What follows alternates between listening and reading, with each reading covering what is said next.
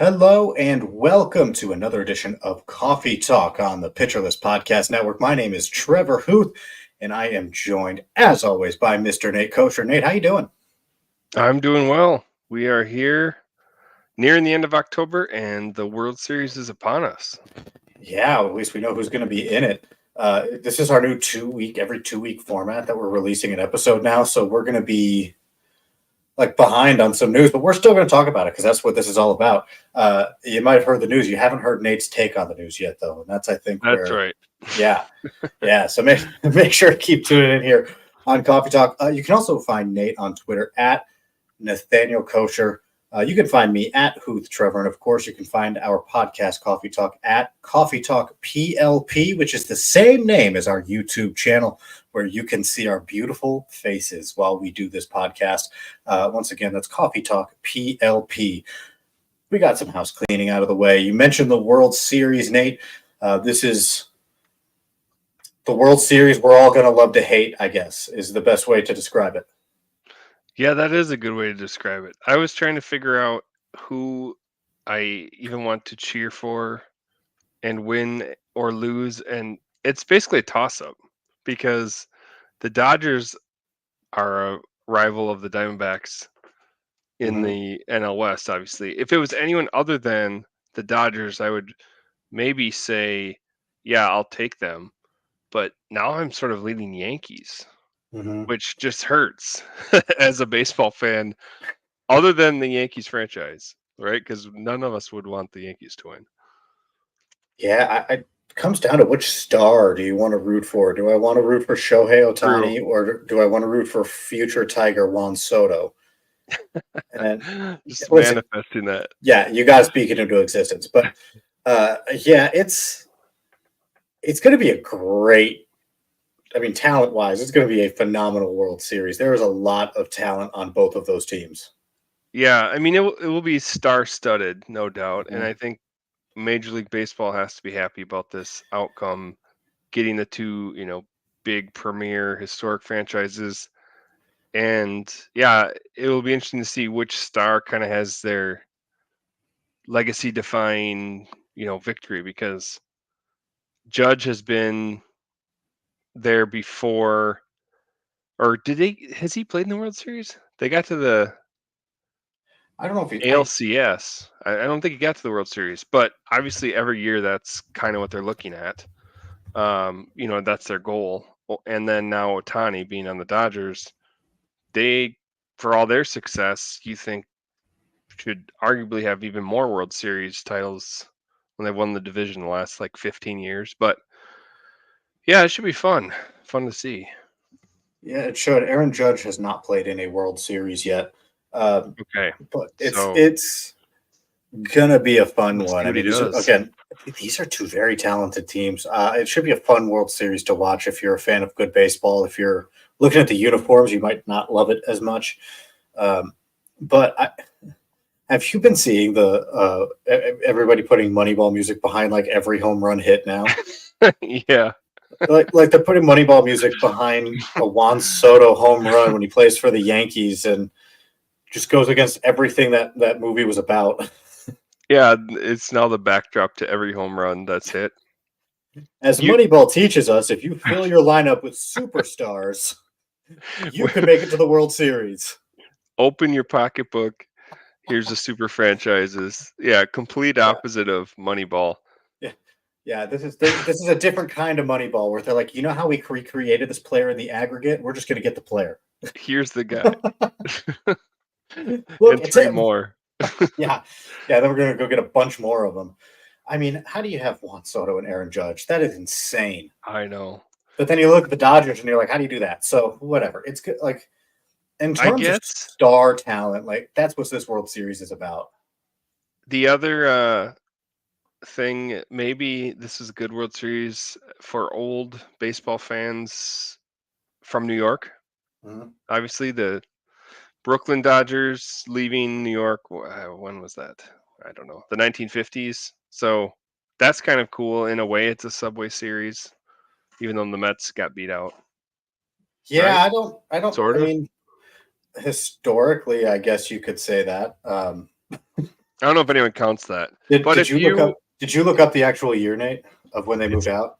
It is 1957. 1957. Okay, so I was not born yet. Neither was I. But if you're an old school baseball fan, I'm sure there's probably some people that like the Dodgers now and became fans when they were kids when they were in New York. Mm-hmm. They're getting up there, but it's possible. Yeah, it certainly is. So let's talk about Juan Soto for a second, Nate. Yeah. Juan What a stud. Soto is really good at baseball. He's a phenomenal hitter, probably the best, arguably the best hitter to hit the free agent market assuming he makes it there. He could still, something could happen in that 5-day period in between the World Yes. Series. Right. But assuming he makes it to free agency, he's probably the best hitter to hit free agency in a long time. He will turn 26 on October 25th. So his birthday's this week. Mm-hmm. But either way, he's still, really young. Is this dude about to make $700 bajillion? Well, I saw a funny tweet and it was like, it showed, I think it was like his baseball savant, heat maps where it's like 99 in everything, 99 percentile. And it's like, imagine if this was a 25-year-old about to hit the free agent market. Right. and it was Soto's page, obviously. But yeah, it's insane. I'm trying to figure out if he's going to make enough money to pass Ohtani's full contract, which ended up being sort of weird anyways, like with all the deferrals that they ended up doing. And you have to think some of that was because of Ohtani, the pitcher, but Soto is younger by a few years, 3-4 years, I think. And yeah, for a team to lure him away, or even for the Yankees to retain him, it's going to be over 500 million for sure, right? And I think Has to be. it could probably approach what Ohtani got, 700 mil. Yeah, it should probably. Right? My take on the situation, my tweet about it was that we haven't invented the number yet for what he's about to make. We're still working on it. With him coming up, like right when he hits his free agency, his star's never been brighter, or his profile never been bigger. Like making it to the World Series, it wasn't like the Yankees missed the playoffs, and he's going to hit the market after a month sitting at home. Everyone's thinking about him. He's one of the biggest stars in the World Series. If they win, I think that probably adds even more money to the plate. It's insane. And realistically, every single major league franchise just needs to hand him a blank check, say, tell me what you want. And whoever he wants to go to, he'll get to pick, and he probably gets to own part of the franchise in his deal. It is just that it has to be that insane. Yeah, you're right. Like future roles, lifetime role with the team, that sort of thing. And how is he already? One thing I was thinking about, he's already played for 3 teams. Like, how has someone this good been on the market or moving around so much? It's crazy. It's odd. It's absolutely insane. He is, what did we say, 25, about to turn 26? Yes. Before I ask this, do you have his stats up on your computer? I don't. Okay. How many career home runs do you think Juan Soto has? Well, I know he started playing very young. Uh-huh. That's a good His question. rookie season was when he was 19 years old in 2018. Well, and it's funny you're talking about home runs. I would say his biggest talent is like getting on base. Yeah, absolutely. Which is insane. I agree with you. He probably has. But when you think about these milestones of why are we looking at their career numbers? Home runs is the first one you're going to go to. So yeah, 100%. He's got to have over 150, I would say. He does. He does have over 150. He's about to turn 26 years old, and he has, according to his baseball reference page, Are you still going to guess? Well, I was trying to do the math, like 7 seasons. I think it's about 7 seasons.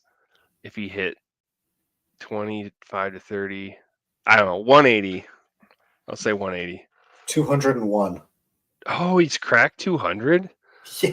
Is that Jeez, not crazy? that is crazy. He's just so good. Brent Rooker has been tweeting about the playoffs, all this stuff, and the things he's saying about Juan Soto. This is again Brent Rooker. You can find him Brent_Rooker12 I, on Twitter. I saw he's been putting up some like good stuff, insightful. Yeah. So he said, "I have nothing added or nothing to tweet about that at bat when he hit a home run. Besides, it's exactly why someone is going to hand him a blank check this winter. The takes, the foul balls stay alive, the barreling 95-mile-an-hour four-seam up in the zone, all of it is as good as it gets." And then Doug Minkavich, if you remember that name, replied to him saying that's, the gist of his was that's about as good of a bat you're ever going to see. Brent Rooker comes back, says took both the front hip changeups and the backdoor slider out of the catcher's glove to stay alive, and then pulled an elevated heater at 110. Some real sicko hitting ability type stuff. Well, that's all the analysis you need. That's Yeah. why, the on base percentage though. Now I do have his stats up. Okay. So in 2020, obviously that was a strike shortened season, or not strike, pandemic shortened. He had a 490 on base percentage, but then the next year, full season, a 465, and in his career, he's a 421, which is the active leader, and puts him, let's see, top 20 all time, which is insane. This man should not have been on 3 teams. No. And you know what? I hope he's not used to changing teams, because he's not going to for the rest of his career. That's the thing. Yes, this is going to be it. I feel like it was kind of some odd circumstances where, he came up with Washington. They won the World Series, but then we've talked about that trade a lot with the Padres, and then the Padres were going to be good. They were good, but they had to trade him just because they, were trying to win. I don't know. If you were him, would you stay, not discounting your Tigers fanship, would you stay with the Yankees or would you go anywhere else? I stay with the Yankees. I stay with the Yankees. Because here's the thing. Well, actually, it doesn't matter. I think that's a personal preference, but I think being on the Yankees in a contract year for him was a good thing. Yes. Because he got to call Yankee Stadium home. I mean, he's going to hit a lot of home runs in Yankee Stadium. He's just going to. Right. Anybody would. And that's not discounting him as a hitter. He would have made a lot of money anyway. That was a career high home runs season for him this year, 41 home runs. Right. There you go. Like, he would have made a lot of money, but he is going to make a lot of money now.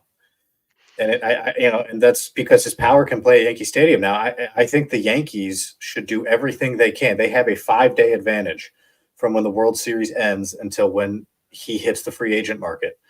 And I think that they need to do everything possible outside of like shipping off Aaron Judge because he's their star, but like do everything possible to keep him in your lineup and to keep him a New York Yankee long term.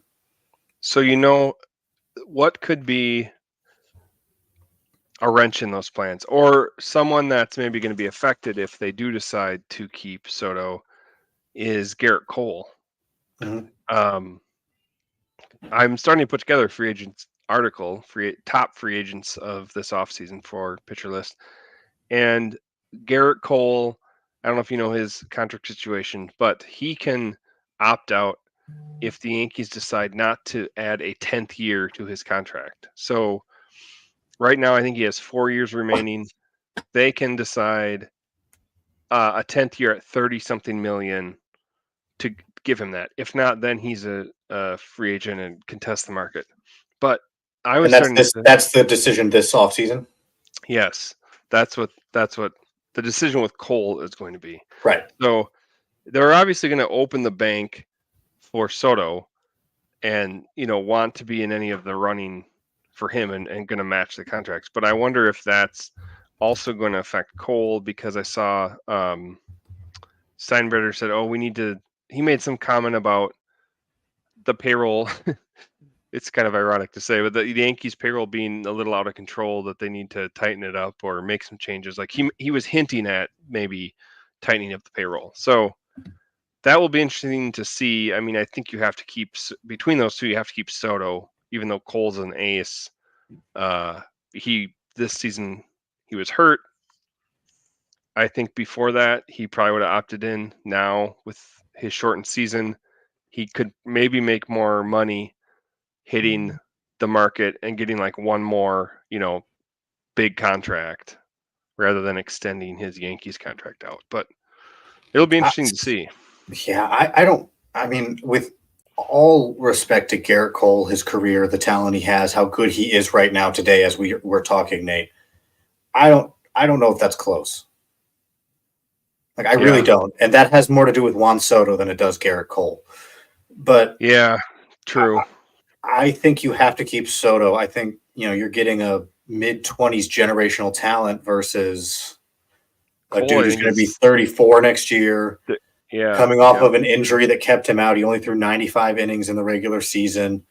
And if you want to go by this stuff, his strikeout rate in 2023 and 2024 was 9 point something per, over 9 strikeouts per 9, but under 10. And before that, he hadn't been that low since 2017, his last year with Pittsburgh. Yeah, and you can argue he's definitely on the down slope. Even as an ace, he won't quite hit those same heights. And yeah, this season, I mean, he was good, but he wasn't the Cy Young winner as last and again, year. So I don't want to take anything away from the talent Garrett Cole has. He's a phenomenal pitcher and still is right now. But when you are given a early 30s pitcher who may or may not be in decline, you can make that decision yourself as an organization. Or you could spend money on a 26-year-old outfielder who just hit 41 home runs for you and has been one of the best players in the league since he was 20 years old. Yeah, they have to. Right? I mean, I feel like it's irresponsible to go with the former over the latter. But if the latter goes, I want to test the market, then seriously, if in that 5 days Juan Soto says to the Yankees, I'm going to test the free agent market, I think you go with Garrett Cole. I mean, unless you're really confident that you can get Juan Soto back, I think you have to go Cole and retain someone. You can't lose both of them. Right. No, definitely not. Definitely can't lose both of them. And that's the thing. So let's say they win the World Series and then Cole and Soto decide, well, our legacy is set here, whatever. We have a World Series ring in our belt and they lose. Or they leave, or if they lose, are they like, oh, we have unfinished business, we have to come back and get this done, or do they just care about the money? It's hard to know what they're thinking about. Like LeBron James when he left the Cavs to go to Miami, he was, he wanted a new start, a fresh start, different franchise, all that. But then he came back to Cleveland saying, oh, I have unfinished business. I don't know that much about Juan Soto and his legacy, if he wants to, be the best Yankee of all time or anything. But I'm sure we'll be talking about this on episodes to come. Oh, yeah. We might go full on Soto watch. Yeah. If there's one realistic, legitimate report that the Tigers are in, we're not going to talk about anything else. We're going to spend an hour talking about what Juan Soto could do for the Detroit Tigers. Yeah. No, that's fair. That's fair. No, but it is going to be an interesting offseason, especially for the Yankees. And the other thing you take into consideration, right? You got Judge long term. You have some young guys that you like that you have for a little bit longer. But the question is, if you're opening this championship type window, do you have to just shell out money? Jazz Chisholm has another year left after this, so you can realistically try to push forward again with Jazz Chisholm and Juan Soto in your lineup. If you feel like you have money, you can pay for Garrett Cole, get him back in your rotation too. But I have one more thought about this and about what the Yankees could do, might do, why they might make the decisions they make. Before we get there, Nate, it is time for us to take a quick time out here. We will have more coffee talk coming up for you in just a minute. Always appreciate you listening. Nate Kosher. Of course, my name is Trevor Hooth, and Coffee Talk is a part of the Pitcher List Podcast Network. And welcome back to Coffee Talk on the Pitcher List Podcast Network. My name is Trevor Hooth, and of course, I am joined by my co-host Nate Kosher. We've been talking a lot about Juan Soto, a lot about the Yankees. They're going to have probably one of the most interesting off seasons in terms of decisions to make when it comes to free agency, who they might let hit the open market, all that fun stuff. And Nate, one of the things we didn't talk about, and that I want to bring up when it comes to if what the Yankees might do with Garrett Cole. Mm-hmm. You have Clark Schmidt, you have Luis Gil. You know, I don't. Is Rodon? Was he 1 year? You might still have Rodon. If you really need it, Marcus Stroman, depending on his contract. I'm not fully sure of these contracts off the top of my head. Nestor Cortez is also a pitcher that you have. I mean, Carlos is still locked in. Okay. Yep, we still got him. One of your prospects, Will Warren, has been in AAA. Like there are options at pitcher that you could conceivably put together.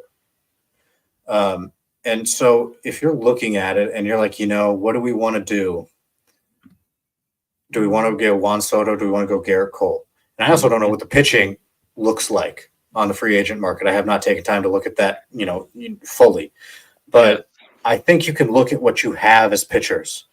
And then you can look at the free agent market and say, can we replace Garrett Cole? Can we feel comfortable replacing Garrett Cole pretty easily? And should we go for Juan Soto? And I think it's going to be hard to try to bring Cole back again. It's just, I would love to have Garrett Cole in a Tigers uniform if that turns out. Like, he's a great pitcher. I just don't know how you pick him over Juan Soto. That is the only point I'm trying to make right now, Nate. Yeah, and bringing up the pitchers, you're right. There are some quality options out there because not that they're probably able to afford him, but Blake Snell is likely to opt out. He has a player option. There is Jack Flaherty is going to be hitting the market. Let's see who else. I have my list pulled up. Oh, bring back Luis Severino after a bounce back season. Remember, breakout year, yeah, he had a run with the Yankees. Max Scherzer's bumping around, obviously injured. But point is, there are some guys that you could make a run at who are quality starters, and you could pay him or pay them a lot less money. So I think you're right that you could make up Garrett Cole with other options. And I mean, Luis Gil has been pretty good. Nestor Cortez, and there was another prospect I was excited about, and he was injured. And I'm trying to remember what his Clark name Schmidt? was. No, it wasn't Clark Schmidt. Clayton Beater. Yeah. He was hurt last year, but he was in the running for the 5th starter spot with Gil before last season. So do you know what organization drafted Clayton Beater before he was in the Yankees organization? I'm guessing it might have been the Tigers. Nope, Dodgers. Oh, tricked me. One of those where two really smart organizations were interested in him for whatever reason. I can't remember what trade he was even in, but he went from the Dodgers. He was a 66th overall pick. I was looking it up. 66th overall pick out of Texas Tech, and then was traded again. Yeah, traded to the Yankees for Joey Gallo. Oh, interesting. There you go. Yeah, and Clayton Beater's another name. So I think you have enough where you can probably say, let's push for Juan Soto. And if that doesn't work, we can go with Garrett Cole. Because I still think you have to keep one of them. So if Soto's like, I'm going to free agency, you go, all right, Garrett, here you go. Here's your money. Yep, exactly. But who knows? Speaking of pitchers who are really, really good at what they do, did you curse Emmanuel Clase? I think I may have. I should have never brought him up in the same sentence as Cy Young. I remember you were against it. You did not think we should include him, but man, he looked pretty human. in that ALCS. He gave up more home runs in that series, I think, or more runs than in the regular season. So I should have never talked about him. No, I worry I have now harmed Emmanuel Clase. I think he'll be fine come next season. I'm not worried about him. Let's dive into fantasy baseball for a moment. I Yes, still think he's probably closer number one. I think so. Although it goes to show you, like, you never know what could happen, You right? don't. I mean, who's closing games for the Yankees right now? Luke Weaver? Yes, yes, What? exactly. Yeah, What? the closers are. It's such a rocky market I mean, very much for good trying to for Luke Weaver, by the way, to predict. carve out a role like that. But like, what? Yeah, no, I'm with you. I didn't have that on my bingo card. No, I didn't either. Yeah, here it is. He gave up 8 runs in the playoffs, just in the division and championship series, and in the regular season, we know he gave up 5. There's a sneeze. I'm just allergic. I'm allergic to him being bad. He has to be good. So Good to yeah, know. Good to know. I hope he's better. I mean, he's still on a here's another guy, historically good pace at a young age. He could be an all-time closer when it's all said and done. Oh, Emmanuel Clase, absolutely, absolutely. I mean, he's so nasty. It's And gross. It's gross watching him he pitch. he's racked up a lot of saves, and Yeah. he's not very old either. He's like 25. Is he also 25? He's 26. There, I looked it up. So 158 career saves, and he's only 26 years old. That's really good. Yes. So we're talking about Luke Weaver. Do you know? I bet you would know this, but do you know what organization drafted Luke Weaver? I do know he was with the Diamondbacks organization. He was. Do you know how he got there? No. That I don't know. I know he bounced around. Oh, let me think about this. Arizona was his second team. And he So it went this team I'm asking you about, then Arizona, and then he was traded from Arizona to Kansas City for Emmanuel Rivera. Then he signed with the Mariners in 2022. He signed with the Reds in 2023. Back with the Mariners at some point in August of 2023. DFA'd in September, claimed by the Yankees in September of 2023, and now he's closing games for them, and they are in the World Series. Yeah, it's crazy. I don't remember. I just remember he had a run with the Diamondbacks. So he was. It was Luke Weaver. Make sure I get this right. Luke Weaver, Andy Young, and Carson Kelly were sent to the Arizona Diamondbacks for Paul Goldschmidt. Goldie. Yes, yeah, there it is. So he came from the Cardinals. Yeah. Cardinals. There you go. Yeah. Yeah. The Cardinals had kind of a group back then. It was like it was Luke Weaver. It was Dakota Hudson. It was Jack Flaherty, I think they had like the prospects around that time. Those were the pitchers. Yeah, that sucks when Goldie left. That also would have been the same prospect pitching class that Sandy Alcantara was in. Just throwing that out there. Yeah, it was known he'd leave. He wasn't. But you look back at those deals, and it rarely works out. Like the prospects. Hey, it worked out well because Carson Kelly was traded by the Tigers at the trade deadline this year.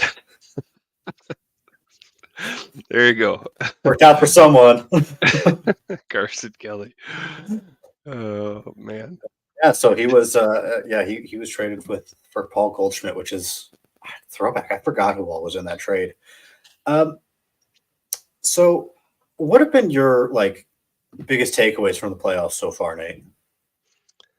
Well, it was fun, even though the Mets. I'm not really like a Mets fan, and I don't really care too much about the Mets. It was fun to watch, like the Pete Alonso kind of getting his time to shine. In the game where he had the error, it looked like, he was going to. Free agents are on my mind. That's why I brought him up. It looked like, well, he makes a mistake, they get knocked out. And he hit that iconic home run, and then they made the run to the NLCS. That was kind of fun to see. The Grimace stuff. Did you see? They've been rallying Oh yeah. behind Grimace. Oh yeah. And all that's been really fun too. But actually, something the other day, I was watching the Guardians and the Yankees, and Giancarlo Stanton was up. This was the last game of the series. So was it game 5? I think the Guardians, did they win 2 Yeah. games? No, it's 4-1. 4-1. Yes. Okay, thank you. So I was watching that game, and it was 2-0. Guardians were ahead. Like, I don't know, maybe they'll. I fully expected the Yankees were going to win the series, but I was like, well, maybe they'll at least force it, and at least win a second game. I doubt they were going to win 3 in a row. But Tyler, I used to think it was Bibby, but it's Bybee. Mhm. I never knew that Tanner. until I was paying attention. Tanner Bybee. What did I just say? Tyler. Oh, yeah, I completely have the guy wrong. You know what I'm talking about. He was starting. It's been a long day. He was a starting pitcher. He was doing a great job, but he got through Soto and he got through Judge, and then Stanton came up, and he got behind. They were battling back and forth forever, and he had Stanton down to 2 strikes, and then you Mhm. could tell he was trying to throw low slider, out of the zone, trying to get Stanton to chase and strike out, obviously. Did you watch that game? Or did No, you I see the wasn't able to highlight? watch that one. Okay. Yeah, so he throws the pitch. It's obvious as soon as, it's coming, it's like, oh no, he missed his spot. This is not going to be Mhm. good. And Stanton just crushed it. And I'm I like, saw all the tweets about it though. yeah. I'm like, oh, you just forget. I almost forgot about him because of Soto and Judge, and Stanton's injured all the time, and he's older. But that guy, when he's on, he's been having a huge playoffs, and I don't think there haven't been very many baseball players that have been as strong as him. He may be the strongest ever. Mhm. Yeah, and so much. I mean, he was the original Statcast baby. Like he was the original Exactly. Statcast darling. Yeah. He has, like 7 of the top 10 hardest hit balls, or so I know it's something Still, crazy like that. yeah, But still. Like you'd man, think that Judge or somebody would be overtaking, but no, it's still Giancarlo Stanton. yeah, he is so strong. He just absolutely crushed it. And then I was like, oh, well, nope, this game's over. And you could just tell Bybee was they showed him on the bench, and he's just like, head in Mhm. his hands, shaking his head, and it just reminded me Stanton is like an all-time slugger. Yes. I know he hasn't always been healthy, but man, that guy has some power. So, Unbelievable. So 15-year career for Giancarlo Stanton. He's played 15 years. He started when he was 20. He is 34 right now. Um, my question for you: He'll be 35 in early November. Wow, a lot of Yankees birthdays coming up. Like happy birthday, Yankees. Anyway, um, big week my for the Yankees.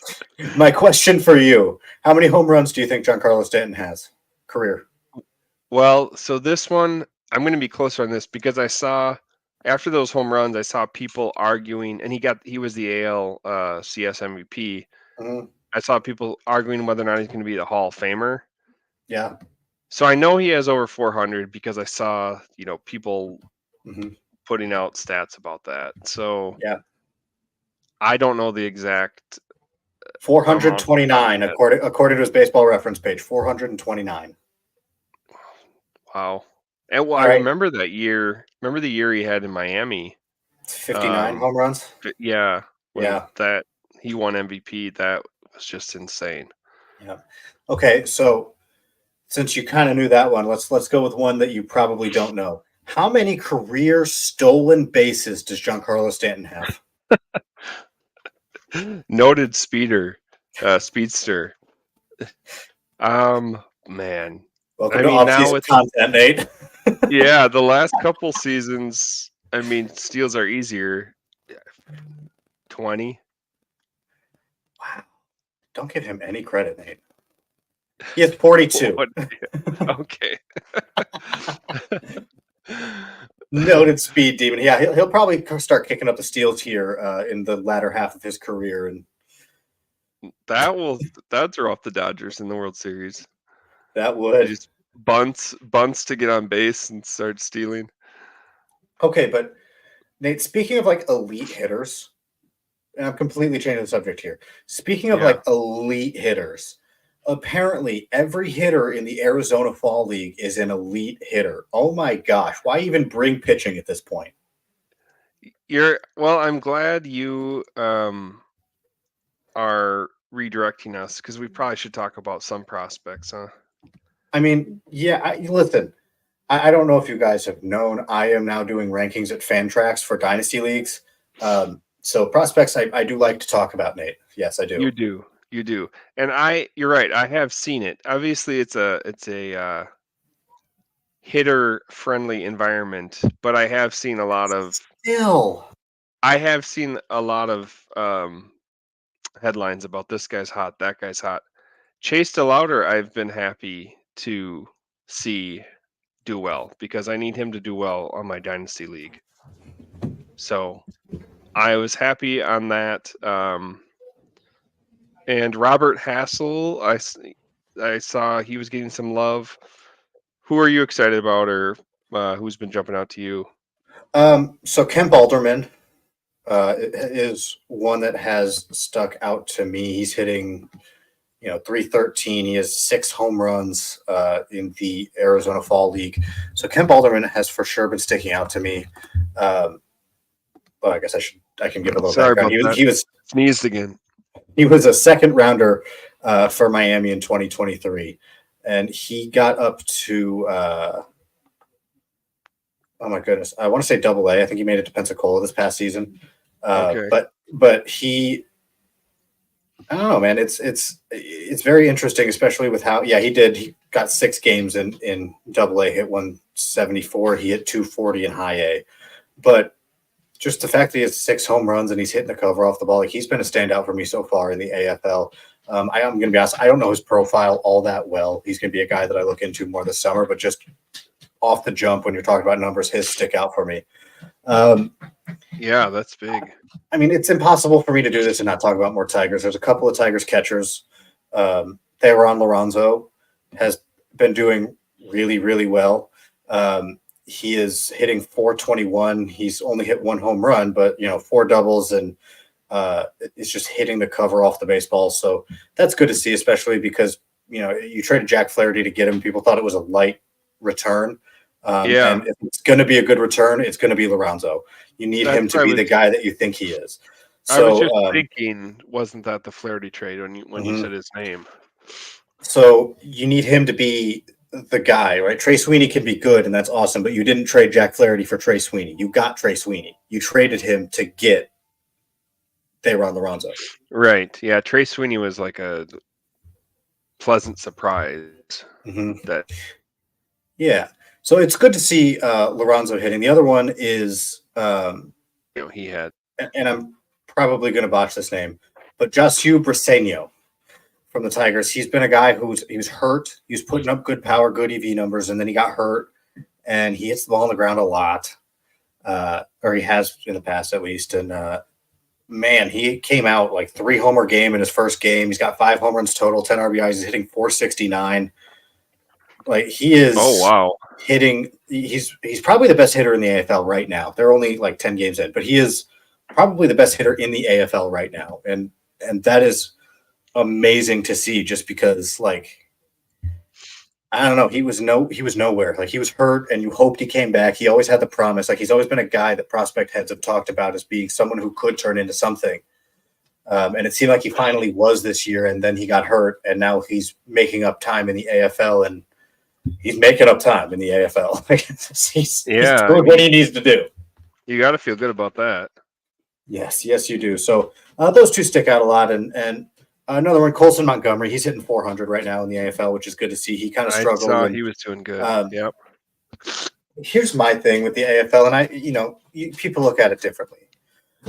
I'm not exactly looking for how well did this guy perform in the AFL. Like, it matters, but it's a sample size that's not super, super large. It's anything can happen, right? So I am always looking more towards what do they look like coming out of it? They get access to a lot of really good coaching, and they get access to coaching that's outside of their organization because it's one coach per team when those teams combine to make an AFL team. So what coaching can you take? What improvements can you make? What can somebody else help you do? And I think that's the real benefit of the AFL, especially these guys who are making up time, or these guys who are on the precipice of breaking out, or who are struggling and need something. I think the AFL is a really good indicator that the organization feels like with some extra coaching, some extra time, this player can be really good. And sometimes they're just filling roster spots. But if, for certain guys, they're saying like, this guy could be really good and we want to get him access to the best things we can.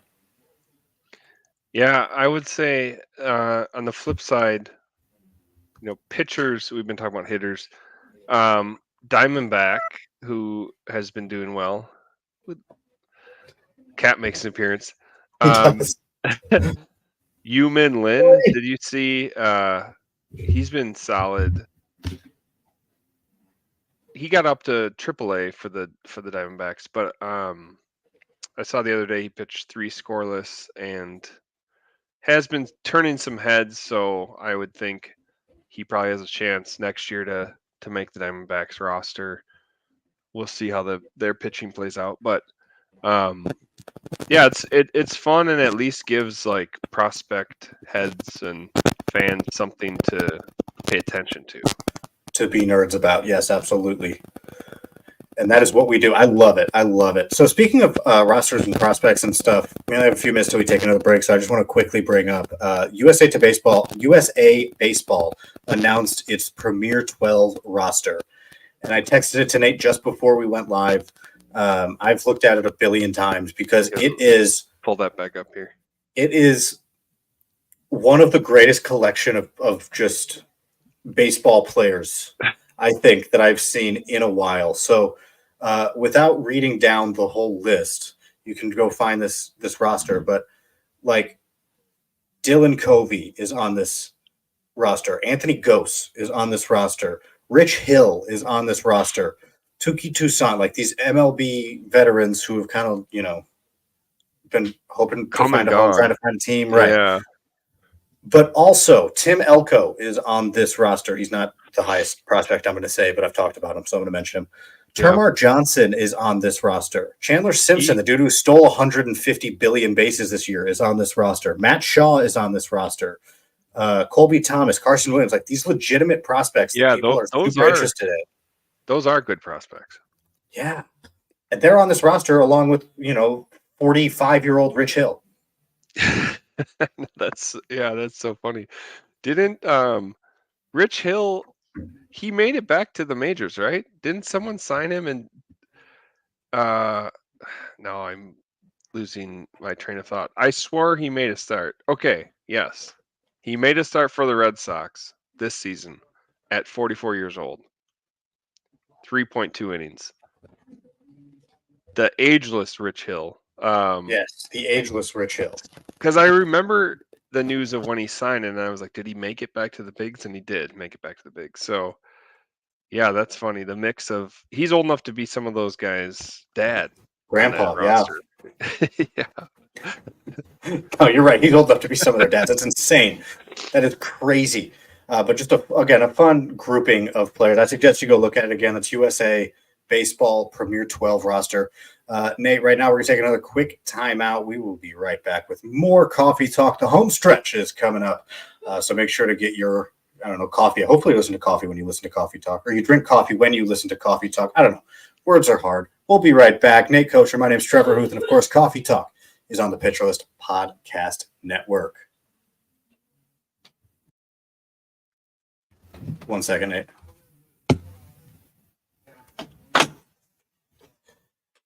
This is going to get cut out of this. This is live on YouTube. Well, Hi, guys. I can cut the audio out. I don't know if anyone's watching us. Well, I'll just explain what happened. I record in the same room as the cat litter. So I needed some nice smelling stuff. All right. Here we go. Hopefully you were watching on YouTube, loving this moment right here. This is why you watch YouTube, guys. That's why you like the Tigers so much. Cat lover.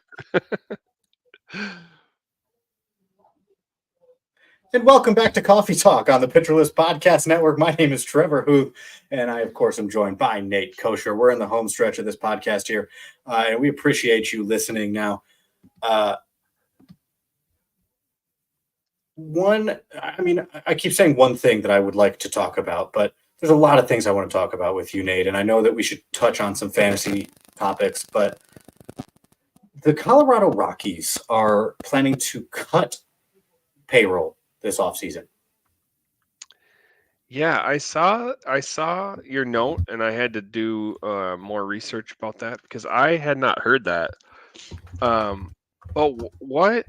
I don't see the strategy there or why. Like, why do teams have to announce this, I guess? Like, couldn't they just be quietly kind of putting together their roster and then toward the end of the offseason just like why do they have to announce it, I guess? Right. That's what I don't get, especially when the team's been so bad or had a bad season. Like, just put together what you can do, and then I guess it's to let fans down a little easier if the players they have leave or they don't get re-signed. I don't know. Yeah, I mean, I think they're coming off 2 triple-digit loss seasons. Like, I don't think they've been very good. Yeah. But and I don't know if you ever found it, but for those who have not heard this, also, I got this information from MLB Trade Rumors. And somebody who writes for the Denver Post wrote that they're planning to cut payroll or lower their payroll. So that means they are going to be shopping Brendan Rodgers, Austin Gomber, and Cal Quantrill, according to this article. And so they didn't give a specific number. According to this, they said that whoever it was that spoke noted that the club's $147.3 million payroll for 2024 is expected to come down, even after factoring the departure of Blackman, who was a $13 million player. So they're going to do something. I don't know if it's going to be. I don't know what their long-term plan is, but it's just kind of. I mean, you'd think. I don't know. I guess maybe they're just trying to get themselves in a good place to get a good draft pick at some point or another one, or I don't know, man. But it just the teams that you think shouldn't cut payroll are cutting payroll. Yeah, it's really weird, and I mean they do have some worthwhile prospects that we've talked about. I'm trying to think of the guys. I mean, Nolan Jones, Ezekiel Tovar. They got Yanquiel Fernandez coming up. Like, they have young guys.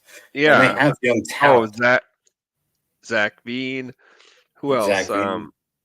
Sterling. What's his name? Sterling Thompson. We talked about. Thompson. He might not be next season, but yeah, I guess you just, if you're a Rockies fan, hope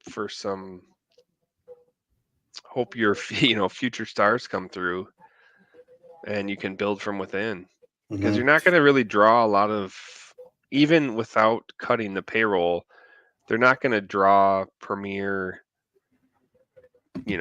free agents.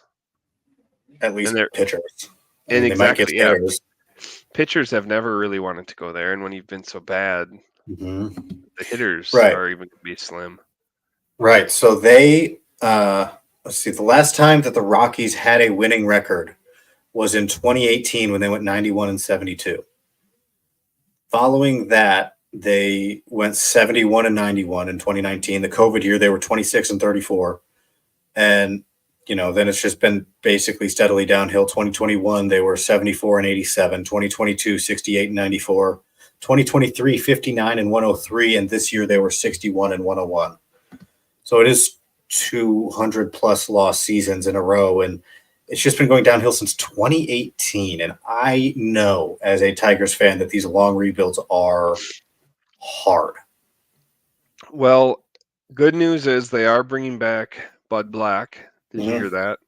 For 2025. I mean, at least it's stability. Yeah. And, he's familiar. The team knows him. And I just looked it up again. He said, I want to be part of the solution here. So. Okay, but what is realistically getting for Brendan Rodgers and Cal Quantrill and Austin Gomber? Like, do you think you're getting something that's going to help turn your franchise around, or are you just trying to maneuver for a better draft position? Yeah, I mean, you're right. Those aren't premier names. I mean, Brendan Rodgers is okay. Right, but which one of those is getting you higher than like a, let's say, mid-tier organizational prospect that you have to hope to develop? No, yeah, I mean, you're right. I don't think any of them do. So I guess they're just like these are the veterans that have some sort of name recognition, and we can clear them out. Just get this salary out. Like, it's an odd situation in Colorado. So I don't know. I guess them and the White Sox are going to be duking it out next year for best draft position. So, it's sad, but it's probably true. Rockies are probably in position to get a good pick this year. I haven't looked at. I haven't fully looked because the Tigers were actually good. Oh yeah, the Colorado has the best odds at the number one pick. Oh, there you go. Because the White Sox can't have it, so it's Colorado and Miami both have the best odds, and then Angels, Washington, Toronto, Pittsburgh following that. It just goes down, but yeah, oh my gosh, the Detroit Tigers have the 24th pick. Interesting. They just had 9, and before that, they were at like 3 and 1 consistently. Now they're at 24. I mean, but baseball, it's not like the NFL, where it's like, oh, if I get the first pick, then our team will be turned around. No, but I don't care what the sport is. I don't expect a team that was consistently at 1 and 3 and then goes. Did I say 9th? You said 9th. Had a long day, as you said earlier. I'm pretty sure 9th. Right? They get Bryce Rayner at 9, and then all of a sudden, boom, 24. Like what? Awesome. Yeah, I think it's awesome. Who we didn't talk about as a great pitcher was Tarek Skubal. Is he good? We were talking about great pitchers and the playoffs, and I realized we didn't even talk about him. And is he good? He is good. He is good. He had one outing that was, I know he said he wished was a little bit sharper, right? In that game 5, but yeah. How long is he a free agent, or do they have him? That's what I was. He wouldn't be a free agent for at least another couple of years if he still has his. Okay, so he's locked in. Yeah, let me look up his contract here. But no, he's going to make a lot of money. But no, he has. He'll be second ARB year this off season, and then his third ARB. He'll be a free agent after next season, 2027. He'll be 30 years old and hitting the free agent market if he doesn't get extended in Detroit, which probably will happen. That's what I was going to say. They'd be silly not to try to get that done. Oh yeah, I mean, you don't let him go. If you were going to let him go, you did it this year, but you don't let him go. Yeah, right. Yeah, so you we just talked don't. a lot about that. And they held on and looked at they made the playoffs. You know what? Last question, because we are running out of time here, Nate. But last question. It's not Tarek Skubal, but do you think Garrett Crochet gets traded this offseason? I'm asking Nate the tough questions Yeah, tonight. I know. I'm gonna say yes. You think so? Yeah, I will say yes. You know why? Because remember on the All-Star break, they were talking about it, and he basically kind of came out and said, "Well, I'm only going to consider like, um, Playoff what teams. was it that he wanted to go to, and he didn't want to be a reliever, Yeah, or you they want a wanted to rotation. make him, Yeah. yeah, they want to make him a reliever." I feel like that kind of ruffled some feathers, and in them being in a total just Desolate place. massacre of a rebuild. I mean, yeah, I could see both sides to it, but it's like, well, if he's gone, yeah, that sucks. It looks like he's going to be good, but they're going to be terrible next year anyways. You I know? would almost wonder if it's kind of Jerry Reinsdorf said that he would sell a team. Yeah, So I I saw that wonder too. if the team gets sold and if the new ownership is just like, you know what, we can't get a first round pick this year, so we are going to add a top tier prospect and trade Garrett Crochet. Ship him If out. that doesn't happen, I do not see Garrett Crochet getting traded. Honestly, I think he's going to stick around because, how do I put this nicely? They have nothing else. They're going to try to start him as much as he can if he's there. Like, I mean that as nicely as possible, but if you trade Garrett Crochet from the Chicago White Sox roster right now, who are you paying to see on that team? Colson Montgomery. Fingers crossed, right? Maybe, right? Like if he makes the team, like Yeah. there's a lack of star power, I think. 100%. And I think Garrett Crochet is your star right now. And if you are going to be bad, you need your star. And so I think that you have to keep him unless you are, unless it's a new ownership group saying, you know what, we're going to kickstart this thing. Garrett Crochet goes and we get, for lack of a better idea, point. Jason Dominguez. That's a good point. Right? Right. Yeah. Something like that. And I'm not saying they're going to get Jason Dominguez, but I mean, like, that's probably what they're going to say. Like, you need to give us a top prospect close to the majors to even be in the running for Garrett Cole. Yep. That's kind of where my head would be at. Or maybe they go a long way away, but we need a top prospect. We need a top, let's say, 20 prospect in baseball, or somebody we consider a top 20 prospect in baseball. And that opens the door to get Garrett Crochet. True. I think that's the only way that it would happen. But who knows? Anything can happen. Baseball's weird, man. It is. It definitely is, because a manual Class A can crumble and anything can happen. He wasn't nearly as good in the regular season, but it was giving me the same vibes I got when I thought that Drew Storen was this elite closer for the Nationals, because he had a couple really good years. And then in the playoffs, he just melted. Yeah. Well, you can't. It's baseball's too hard to figure out.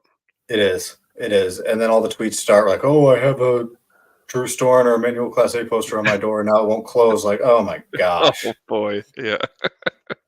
It's hard to be a reliever in baseball. It is. And again, it really is. I'm just going to reiterate, Emmanuel Class A, I'm not worried about him heading into next year. But if you are, invite me to your fantasy league and trade him to me.